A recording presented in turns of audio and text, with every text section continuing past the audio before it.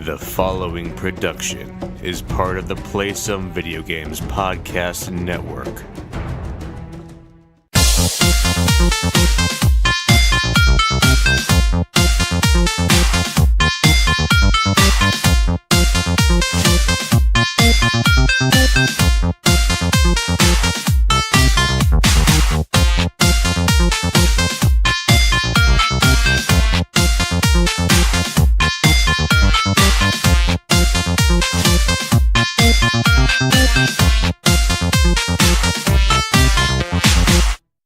Hello, everybody, and welcome to this week's episode of Play Some Video Games, the flagship show of the PSVG podcast network. It is I, your host, Kevin, and joining me this week is one half. I'll leave it to you to determine whether it's the better half or not of Bored with Video Games. Josh, how are you doing, buddy? I can tell you right now, it's not the better half. It is the other half. I'm doing good. How are you, Kevin? Good. I will say, I know we published a video liking the new racks. Oh, thanks. I had some work done. Just like Lucas. I like your rack. But no, I can see your new pickups from PAX Unplugged back there, and it's a nice little setup you got going on over there. Yeah, I got one more to go. You can't see this corner here, but I got another rack to put in. And yeah, I still have about 100 games I don't have room for.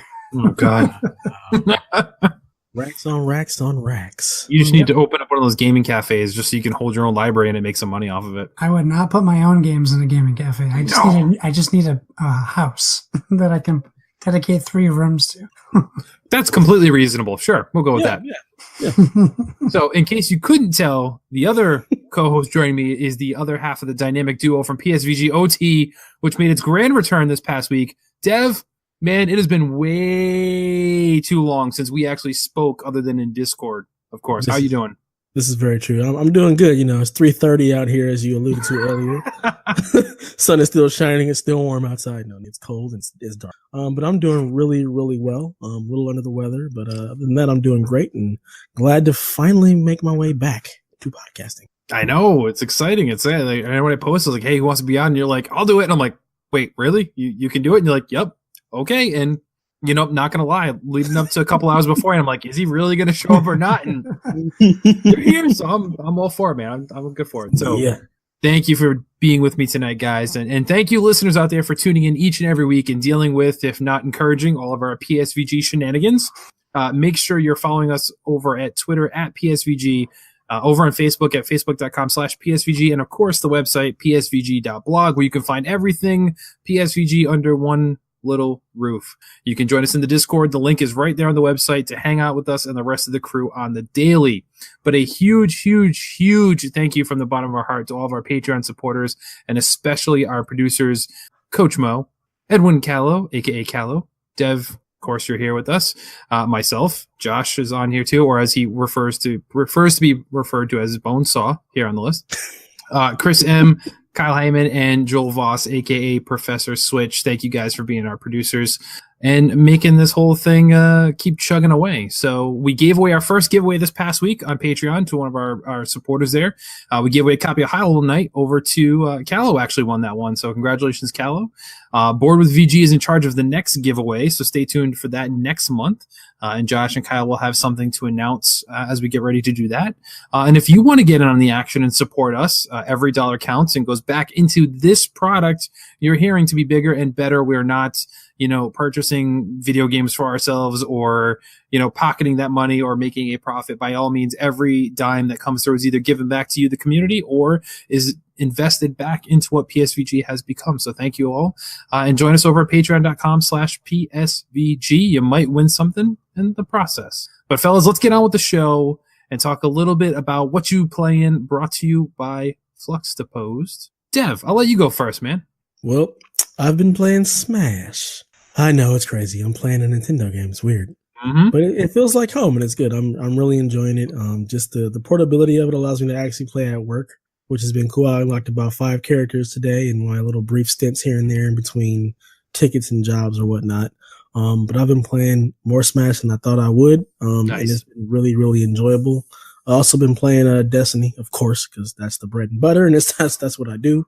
They got their little dawning event going on right now, as well as their newest not DLC, more like a in-game expansion called the Black Armory that I'm really digging. So just been playing both of those games as much as life allows. Nice. I too am playing Smash. I pulled my roster and see how many people I got at this point, but I have been getting my butt handed to me by some of these challengers that I'm hitting at this point. So I think I've gotten all I don't want to say the easy ones, but the basic ones that come up first. And some of these Fire Emblem guys are no joke. Okay. Trying to unlock some of these. So I have 20, 30, 40, 49 characters, I think it looks like. Nice. So I'm at like 39. Yeah, so I'm getting there. I unlock a couple a day, but there's been a few now that have just whooped me, and I have to wait for them to come back or have that little door come up so I can re-challenge them again. Like Cloud showed up for me last night and whooped me so bad, and like in like 45 seconds he toasted me. Like it was bad. So yeah, been doing that. I haven't put as much time into World of Light as some of the other people have. Not that I don't like it. It's just I like the classic mode because that feels like what Smash was to me. Like that's what I remember. And I mean, Dev, you remember from the original Smash 64. That was all you had. You just had the Smash. You had these little things, and I do like the boss battles they've added in here. So it's not just you're fighting Master Hand at the end. Like some of these ones you're fighting like giant creatures from Monster Hunter or Dracula or Ganon in his final form and stuff like that. So it's pretty cool. But yeah, I'm digging it too. Other than that, I am still playing Fallout 76. I know a lot of people have been picking on that. Okay. I'm still having fun with it. And I listen, I acknowledge all the issues. And I will give Bethesda credit though. They're just taking the lumps. They're not denying anything. They're not, they're not like trying to fight back and like, no, it's all fine. They acknowledge that there's work to be done. They released their second major patch this past week actually, and did more enhancements, more additions, more balancing, stuff like that too. So it seems to be a work in progress where they're going to hopefully stick to it and keep it going. But I'm having fun with it. But for me, the online interaction with other people is very minimal anyway. But the people I've run into that are real players out there have all been super cool. I haven't had any jerk try and like attack me or take me out, but like a lot of people will team up, do submissions. They'll drop me some gear they don't need anymore that's higher level than mine. So it's like everyone's kind of nice and helping each other out. So it's all cool. But I will say I did get a little bit of the bug, and of all things, because I have Fallout 76 on Xbox, I reinstalled Fallout 4 on my PS4, and I'm playing Fallout 4 as well as Fallout 76. So getting the best of both worlds, I think, there. So yeah, that's it from me. Josh, what have you been playing? I know you've probably been playing a little bit of Smash too, but I have been playing Smash. I have a whopping 21 characters unlocked. Yeah, buddy. So I have that. Sorry, I lowered my chair because it looked like my cat was going to come in and jump on mine. Again, just like in Board VG? Yeah, same situation. Could see her eyeing me through the curtain. I didn't know. Today was my first time playing Classic mode because I've been spending most of my time in World of Light. I tried I was doing that little like hacky cheat way to unlock characters, and it just didn't feel very genuine to me. Like I really felt like I was taking away from my experience. Like people aren't lining up at my house to come play locally, so really I'm not losing anything by not having all these characters unlocked right now. Totally. But that being said, I froze, didn't I? Yeah, you froze. It's okay. I didn't know that there was different bosses. I had the big hand and the tiny hand. That was like a weird fight. And then Ken fought with me. I was right. Oh yeah, I did that. That was real cool. I did that one too. Yeah. So it was cool, and it was nice. But you still, once you get to the end, it's one challenger you're unlocking, and it was Ganon, and he kicked my butt across. Like I did good. I had him up to 134 damage, and then he just took me from like 60 damage to knocking me off the screen. I'm like, ugh. Yeah, he hits hard. Yeah. So I'm glad to see that patch came out today where they're like, oh, we hear you all complaining about these new challengers. We'll make them easier for you. yeah. Because I still haven't unlocked Bowser. I fought him twice and lost twice. Oh, really? Oh, yeah. Bowser was kicking my butt too, but I finally got him. What else? I did talk about some other games on board with VG. I've been playing Jagged Alliance, I want to say Revenge, something like that. It is like, I didn't play the first two Jagged Alliances. I believe there's two. Yes. Yeah. It's a tactics, style game. I'll say, I'm going to be doing a review for the Patreon, but I'll say, if you're in the mood for like a tactics based game, you should like check out like Mutant Year Zero or XCOM 2 or Mario versus Rabbids or maybe even like original Fallout Tactics or even Final Fantasy Tactics before this game. Maybe.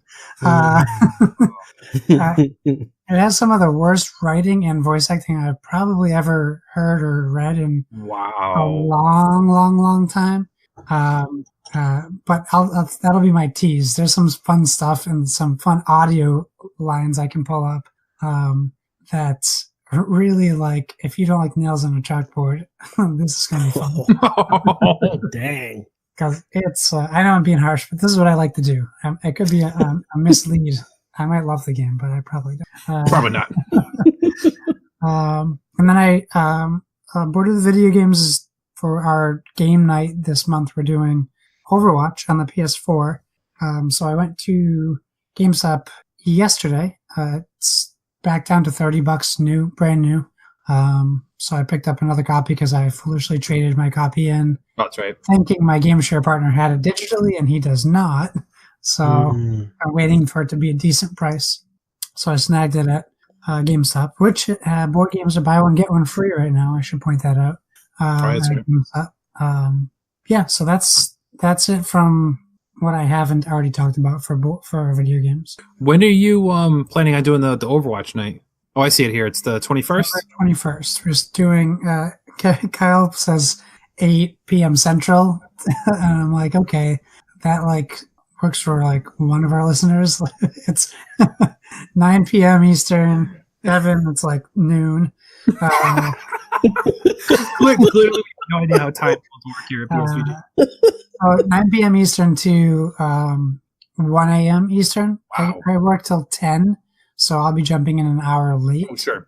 But the plan is Overwatch, and if we don't get enough people to join us in Overwatch, we'll figure out a different game, or if people want to suggest a different game, just shoot us a tweet, and we'll work around that. But that's what we're doing, and then we're going to try to figure out a board game to do in some aspect for the month of January. That's cool. That's cool. I will try and join that Overwatch night and ruin yours and Kyle's team. So I'm terrible. Sorry. I'm probably worse than you, dude. I played it like 3 times. I have no idea what I'm doing. I just shoot stuff. That's all I do. That's fine. Fair enough. So stay tuned for that, everybody there. But guys, let's get into the whole reason we're here, and it's time to check out the news of the week. This week in Play Some Video Game News. So at the Video Game Awards, one of the standout announcements that came out was The Outer Worlds from Obsidian, which got a lot of people hyped. And a lot of people were claiming already it's the most exciting game of 2019. So it is helmed by the original creators of Fallout New Vegas. And it seems to be, as what everyone said, this is the Fallout 76 we wanted, or whatever the case is. And they get a lot of that. Well, Obsidian's communication director, Mike Dowling, had kind of showed some footage off, but also said, hey, if you're expecting it to be as big as even Fallout New Vegas, you need to not expect that right away. So this clearly will not be the successor to New Vegas or 76 or Fallout 5, whatever you want it to be. So everyone kind of get your expectations in check here. We need to remember this division of Obsidian is basically funded to make AA games. While they're not indie, they do not have the budget for AAA RPGs like The Witcher 3 or Fallout New Vegas. They're not getting that kind of money to develop this game. So it's not going to be as vast open world as you can get lost for hundreds and hundreds of hours as you have been able to in the Fallout series or Elder Scrolls or anything like that. Obsidian has said there are 2 planets in the game. Although they're not open worlds, they're I can't even say compartmentalized. Wow. Wow. I'm tired, guys. I apologize there. Each of them contains several areas to explore. Obsidian says there will be plenty to do, but the scale will be very, very different than New Vegas. They're not discussing the exact amounts of areas, but a good bit of context for the approach is to think about what we did in Star Wars Knights of the Old Republic 2 versus something like Fallout.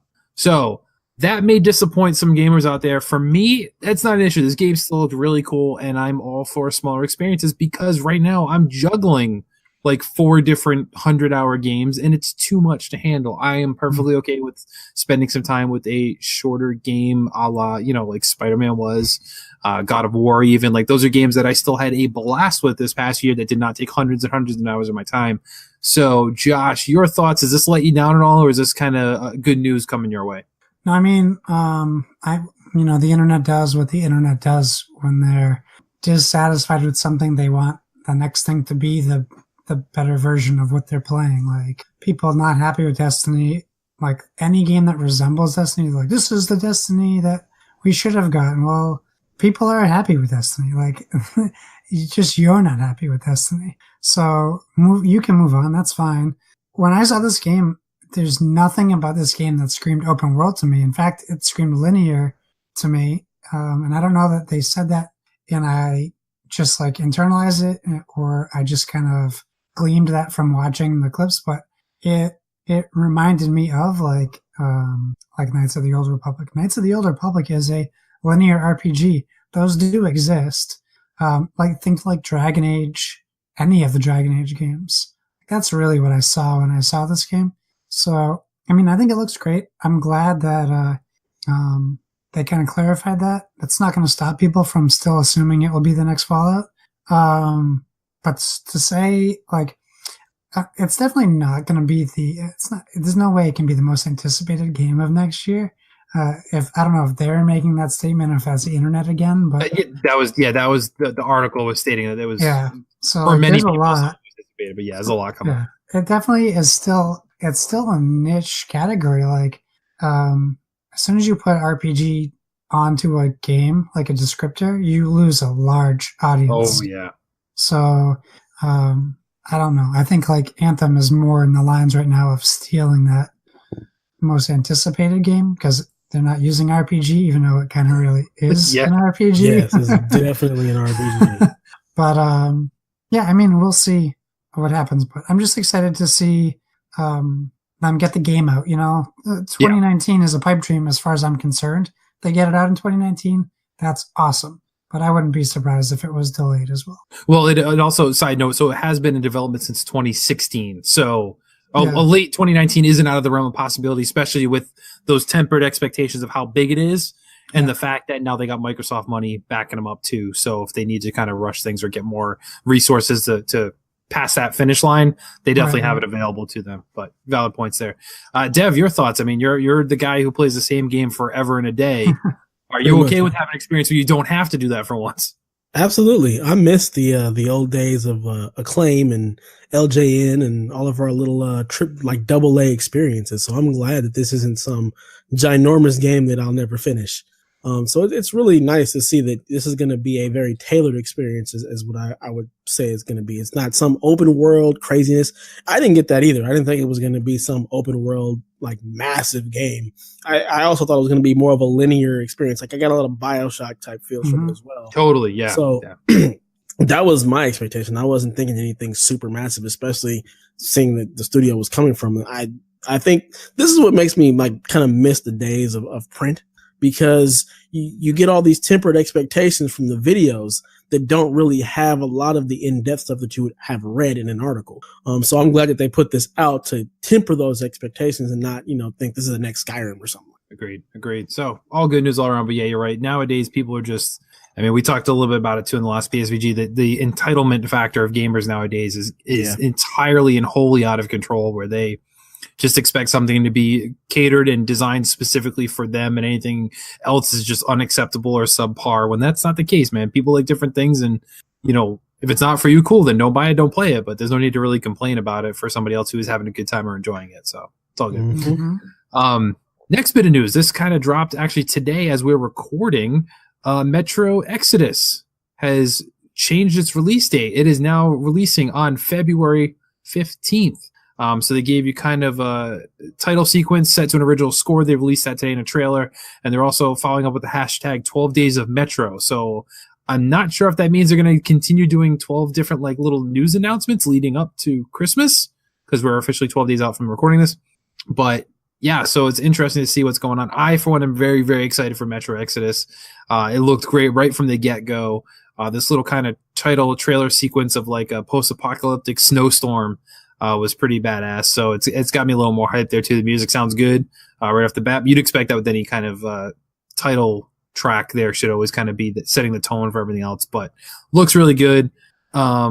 Now, Josh, I'm going to need your guidance here. Metro is not a Microsoft exclusive, though, right? Even though they kind of had it on their main stage. Is that correct? Correct. It's all over the place. Okay. Actually, it was PC before it was even console. So Yep. That's what I thought. Okay, I just want to make sure it's coming out on PS4 too, and not just Xbox One. So okay. Yep. Cool. So what is your hype level for this one, Dev? I know we had some kind of banter in the Discord earlier about Metro, compared it to what were the other two games we had going on there? I forget what it was. Devin was comparing it to Crackdown and I wasn't Far Cry. comparing. There was no Far Cry. Right. Yeah. It was just a hype scale for myself. Sure. Yes.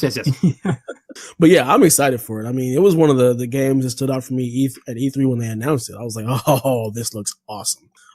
I've always enjoyed the setting of the Metro games and what they look like. But like Josh said, they were always on PC, so I never got to really play them. They finally came to console with the last couple ones, and I even have the remastered versions, but I haven't had a chance to play them. So knowing this one got the bump up before Anthem and all the other wonderful things dropped on the 22nd, I definitely want to try and get into the other two Metro games and just kind of play around them and get a feel for that world before I jump into Exodus, because that's definitely on my list of games for 2019. So that is definitely one I want to play. And the fact that it's going to be out a week and I'll have a week with it before I dive into Anthem, which I know is probably going to consume a good deal of my time, this excites me. I'm really excited for it. It looks awesome. Yeah, I think it's a really smart move for them to get ahead of these massive multiplayer games. You got Anthem, you got Division 2, all these other stuff coming out. It's going to cannibalize a lot of people's time. I think while I don't think this is going to be a small experience, but you know what I mean? Like, it's not a perpetual ongoing game like those other two are going to be. So I think this was a very, very smart move by that team to bump it up there. Josh, your thoughts? Is a good move here, or should they have tried to stand toe to toe with the competition and not back down from that crazy February calendar we got going on already? Well, side note, not really side note, 12 days. I mean, obviously, I'm sure they did that. It intentionally leads to Christmas Day. I wonder if they drop a demo on Christmas Day. Ooh. You know the day where all the online services will be down because they were hacked. Right. I think it's smart. I mean, my hype level is mid because I didn't love the first two games. Probably just because by the time I played them, they were aged. Sure. I'm sure the remasters hold up well on the console. And the theme never really grabbed me, but I think the videos I saw from E3 looked good. But they fall into that Josh was burned by Killzone field, so he doesn't believe what he saw is actually gameplay. That's fair. So I'm excited to see more gameplay first before I decide my excitement level. My whole problem with next year from January to May is I'm just worried about every game coming out because I haven't been able to dedicate time to Red Dead Redemption 2 because of how many games I need to play now. I'm like very concerned about any game coming out between Crackdown to Division 2 to Anthem to like Metro's really on the bottom of my list for those games. But if there's a demo, I will most certainly play it. And if it's good, then, I'll get it like that. If it's a good game, I wouldn't deny it a sale at this point. Yeah, at this point. Start for that. Later on, sure, I'll deny it all day. Buying games all over the place. I might as well buy a good game. Valid point. All right, so this next news topic, I specifically sought out after listening to Board with VG that dropped today, actually. And Josh and Kyle both talked a little bit about 2018, the year in gaming. And neither one of them sounded, and correct me if I'm wrong here, Josh, neither one of you seemed disappointed with how your 2018 video gaming wise shaped up to be, despite a lot of people, and you were right in saying this, were complaining that like this year was a slow year. This was a bad year for gaming compared to 2017.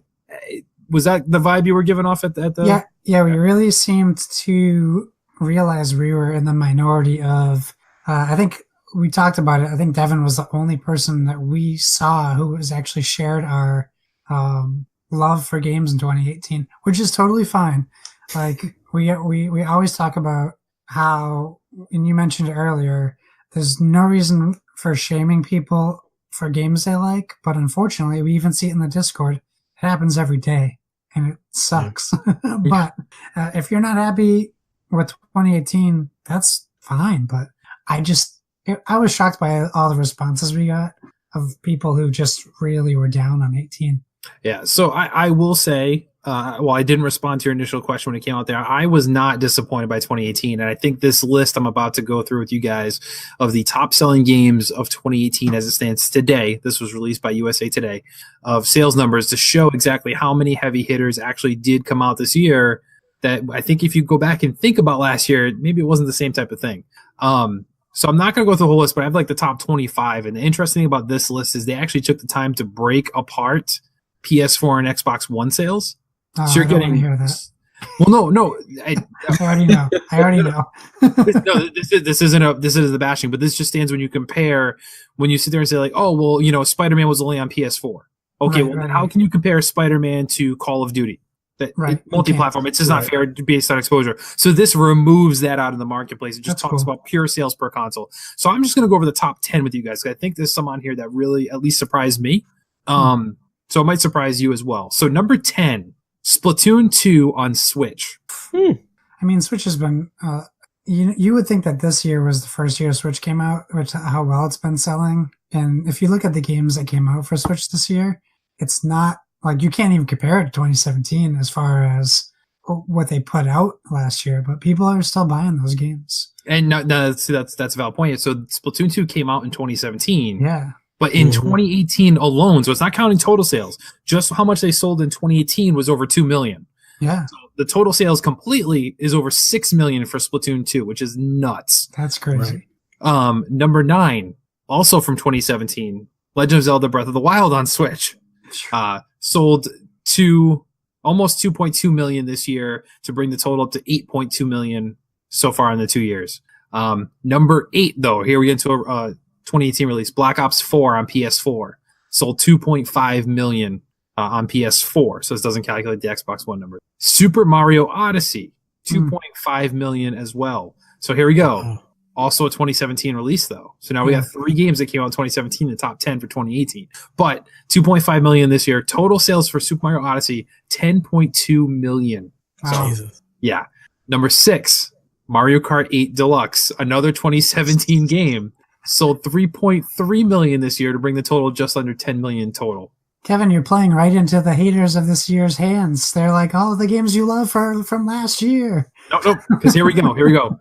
Far Cry 5 on PS4 is the number 5 top selling game just on PS4. So now we're looking at, these aren't even exclusives, but it still broke that top tier here. 3.7 million on PS4. That's crazy. I didn't know that did so well. I'm glad it did. I think it deserves it, but. Yep. So, and Far Cry 5 on Xbox One sold 1.6 million. So total overall sales is over 5 million for that, for both combined. So that's not too bad. Number 4, Monster Hunter World on PS4, also released this year, 4.3 million. And that's a game that I remember at the Video Game Awards, I was saying, why is this thing even nominated? I thought everyone hated this game. Well, if they did, it still sold 4.3 million just on one console alone. I don't know anybody who hated that game. See, I thought everybody that I knew that bought it was disappointed after like 2 weeks from what I heard. Everybody that I knew that played it loved it to death, and they played it a ton. And it also happens to be that I follow a lot of Destiny people. That was their game while they were like dealing with content droughts, and they loved it like Monster Hunter because it had a lot of the same type of stuff. There was a lot of grind, a lot of stuff to chase, and they're even having like an expansion. So I like all that hate for Monster Hunter. I didn't see any of that. Like everything on my feeds, people love the game. Okay, and I forgot to mention too, these numbers are U.S. only. Oh, So. wow. Worldwide, Monster Hunter World is Capcom's top-selling game of all time, with 10 million copies sold worldwide across all consoles. So, Wow. number 3, and this goes to what Dev and Coach were talking about on last week's OT, FIFA 19 on PS4. Yeah. So just PS4 Just is the PS4. third top-selling at just under 5 million. It's a lot of football fans out there. Now, And keep that's in just mind, US. You think about how big soccer is worldwide. That's just the U.S. and that's only was out for 3 weeks at time they captured the sales numbers. So in 3 weeks, Number 2, God of War on PS4 at just under 5.1 million. So for Sony, I've said it's a huge one. And the number 1 selling game of 2018, Spider-Man PS4, 5.1 million units with 6 weeks of sales capture. So these numbers are a little old, obviously, because we don't get the game sales right up to date. But yeah, And the Game Awards had the gall to snub Spider-Man of a single award. Right. So you got to wonder if those people that said 2017 was a slow year just had neck. Okay.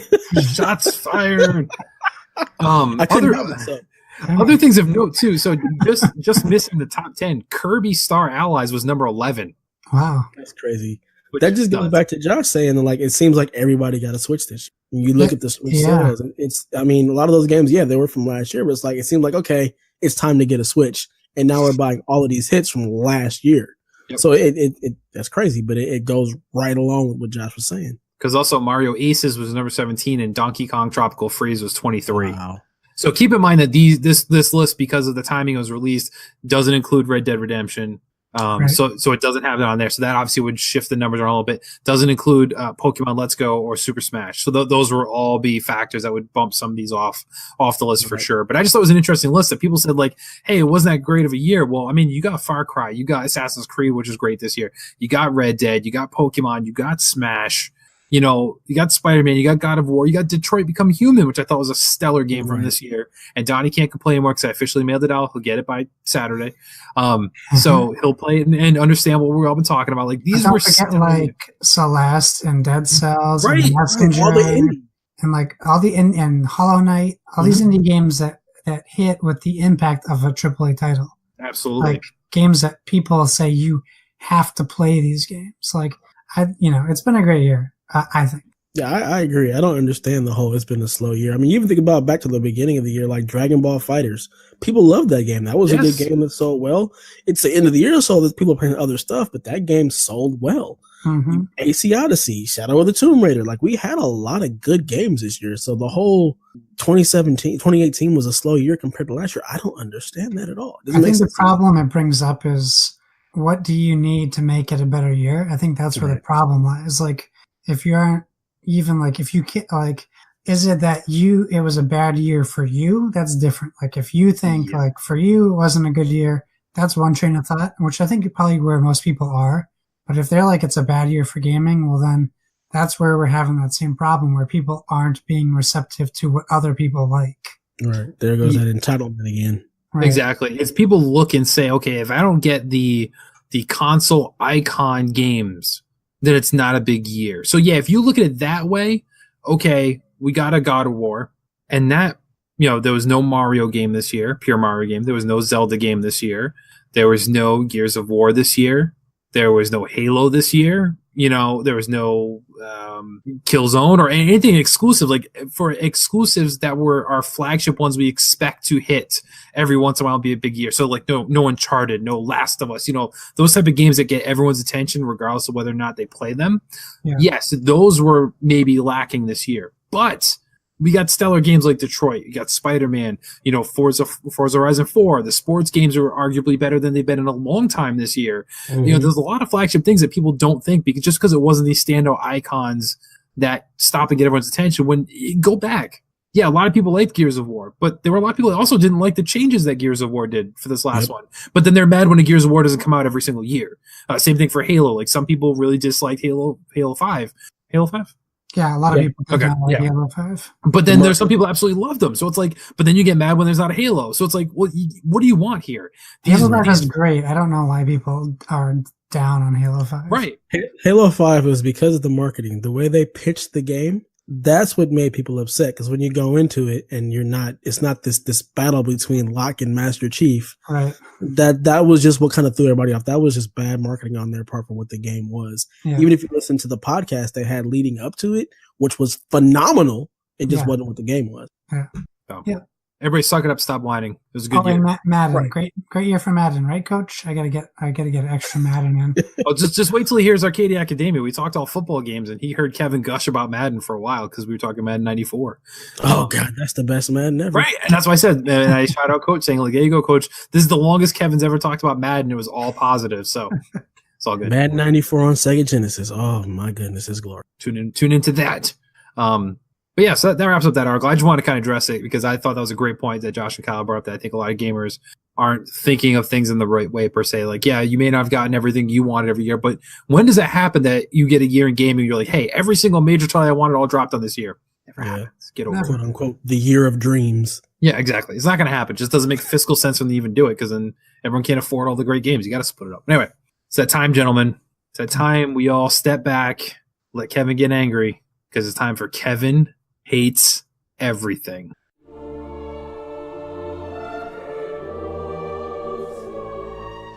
He used to enjoy games like Mario and Zelda. He used to like Bethesda and the New England Patriots. He used to love to visit the Nintendo Shack. But now, Kevin hates everything.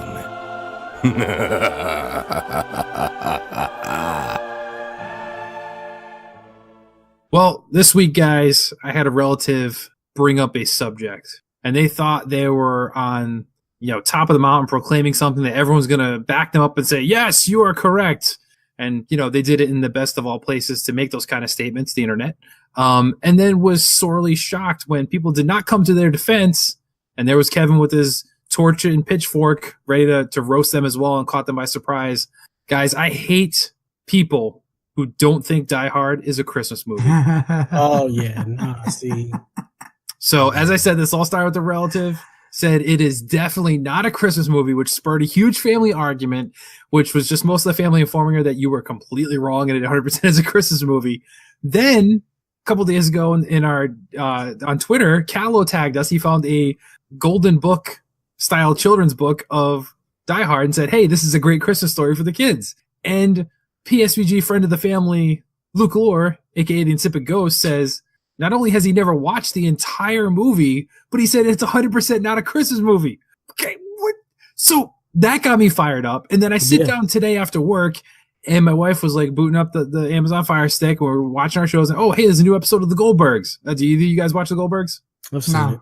Okay, you should watch it. It's really, really good. Lots of 80s callbacks. But either way, the subject tonight was, you guessed it, featured Die Hard. They acknowledge it is in fact a Christmas movie. And the guy's like, how is this a Christmas movie? And the guy looks at me and goes, the entire thing took place during Christmas, duh. So, guys, where's your stance on Die Hard being a Christmas movie? Is it a Christmas movie or is it not a Christmas movie? Dev. It is 100% a Christmas movie. In fact, I think it might be the greatest Christmas movie of all time. I mean, it takes place over Christmas. How is it not a Christmas movie? I think the collector's edition like box set or whatnot actually is like Christmas wrapping. It's a Christmas movie. Anybody who says it is not has either clearly not watched the whole thing or is just insane, or both. But it's a Christmas movie. I agree. I'm sorry, Josh. Are you on our side here, or are you actually going to have the gall to try and argue this with us? No, I want to say something quick. When that tweet came out, with that book that was posted, I'm familiar with the author. Oh yeah. So I tweeted at him before the whole poop storm hit the fan, and I just was like, oh yeah, I was like, this book is by Doogie Horner. He's awesome. He's a really funny comedian. He also has his other book, and then like he liked and commented on the tweet this morning, and I was like, that poor guy. He probably woke up to like a Facebook notification with 100 tweets over this stupid conversation we had about people who are wrong about not like. I'm sure he's like, what did this kid do? Why did he tag me? So yes, Die Hard is a Christmas movie. It has always been a Christmas movie. He writes ho ho ho on a white shirt. There's Christmas trees. There's Santa hats. There's a Christmas party. Here's the problem. Bruce Willis, the dumb that he is, publicly stated that it is not a Christmas movie. Well, we know how Bruce Willis is. Let's be honest here. Just the actor. He is not the writer of the movie.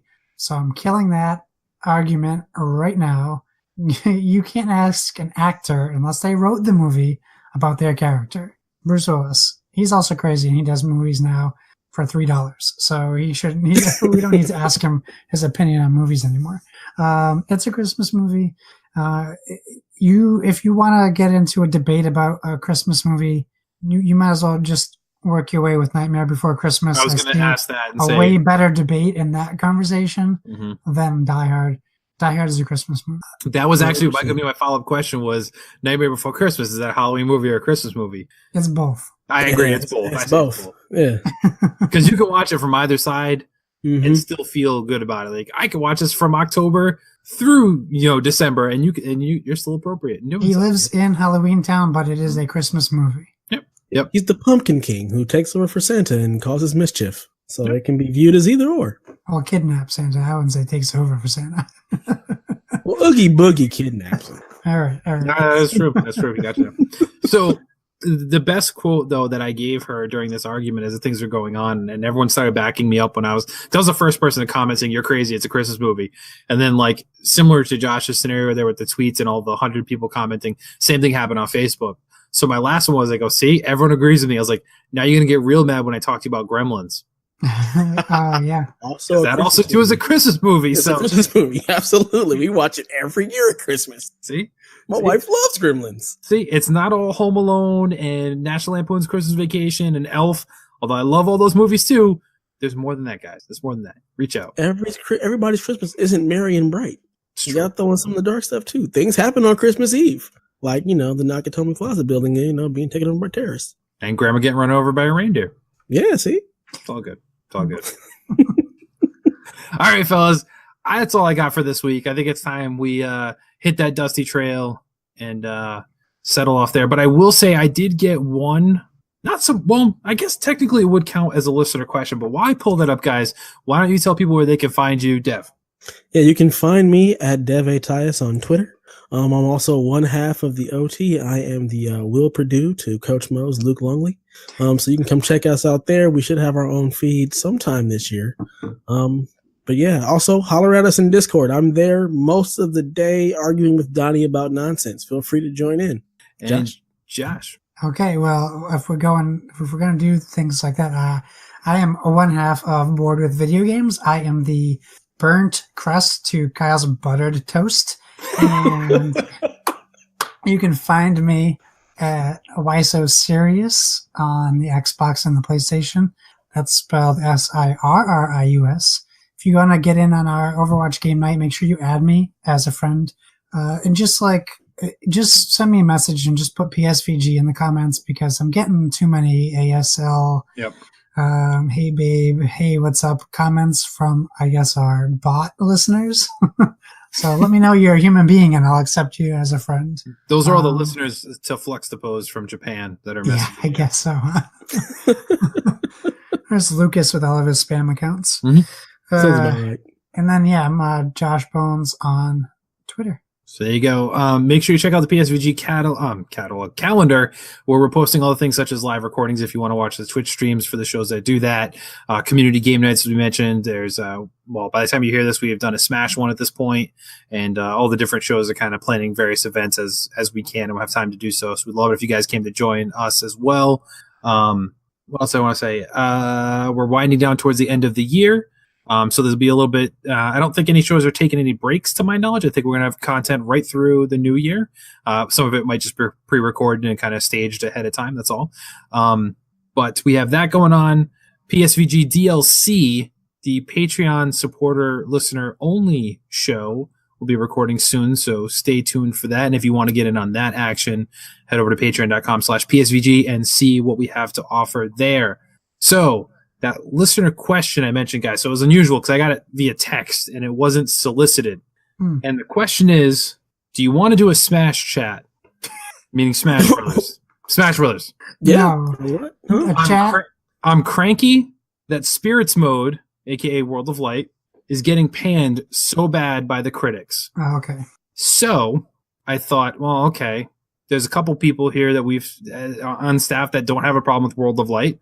They don't mind the grind to give us something to come back and keep playing that for, because that classic mode loop, after a while, I can see it getting old and you're not just going to do matches by yourself and stuff like that. So I can appreciate that. And Donnie talked a lot about it on Nintendo Shack. But Caroline missed that episode. She didn't get to do that initial Smash episode because she was celebrating her birthday at the time. So she wasn't partial to that. So I responded to this and I said, okay, we can do a Smash chat. So next week, PSVG will have a Smash chat with myself, Caro, and the person who sent in the question, which is none other Kevin. Chef Justin Warner, not Kevin Austin. Kevin, nice way to text yourself. That's cool. I can text myself too. It says Bat Phone when I text myself. It's not Batman. So next week, it'll be released the week of Christmas. Justin Warner will be joining us to discuss all things Smash Brothers, in lieu of launching his show on the PSVG Podcast Network early 2019 as well. We'll be coming through with that. So stay tuned for that.